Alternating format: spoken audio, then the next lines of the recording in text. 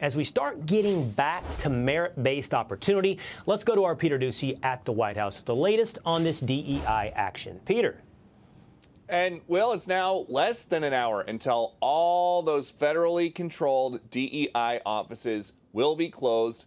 They'll at least be empty because all of the workers are going to be placed on paid leave, and all of their websites and social media pages have to be, by 5 o'clock tonight, taken offline. And President Trump is explaining his issue with all of this in the executive order. He writes in part, these illegal DEI and DEIA policies also threaten the safety of American men, women, and children across the nation by diminishing the importance of individual merit, aptitude, hard work, and determination when selecting people for jobs and services in key sectors of American society, including all levels of government and the medical, aviation, and law enforcement communities. The prior administration shelled out $16 million taxpayer dollars worth of diversity training in 2023 alone.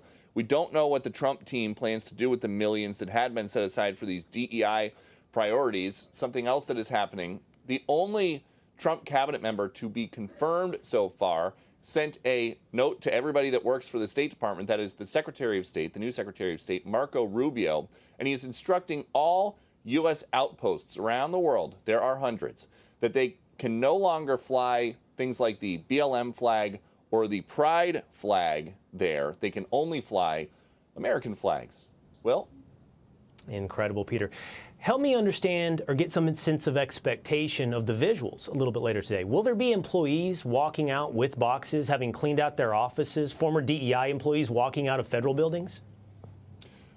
Yeah, somebody's got to go and turn off the lights and lock the door. And so I don't think that it's going to be something that's happening in mass because these are not all huge offices, but they did have a huge impact, as the president describes, on hiring practices and on staffing with the federal government. And this isn't something that applies to private businesses, at least not yet. We will see if President Trump tries to put forth something that would be more of a blanket law for all employees in the country. Right now, it just applies to the people that he can directly control, and that would be federal workers.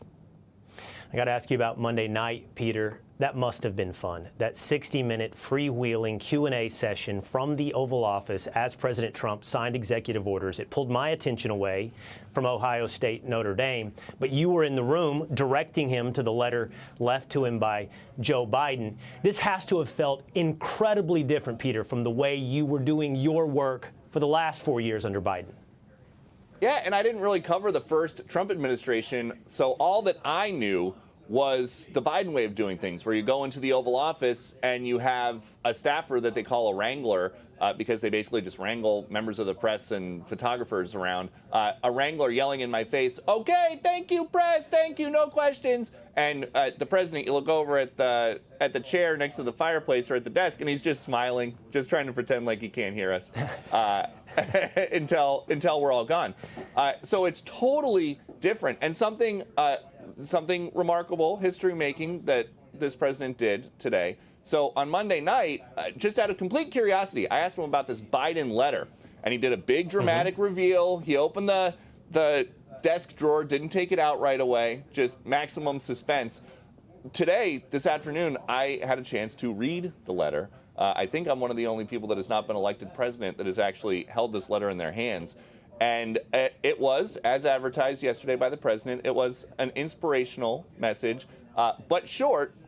And President Biden, I can report, has very hard to read cursive handwriting.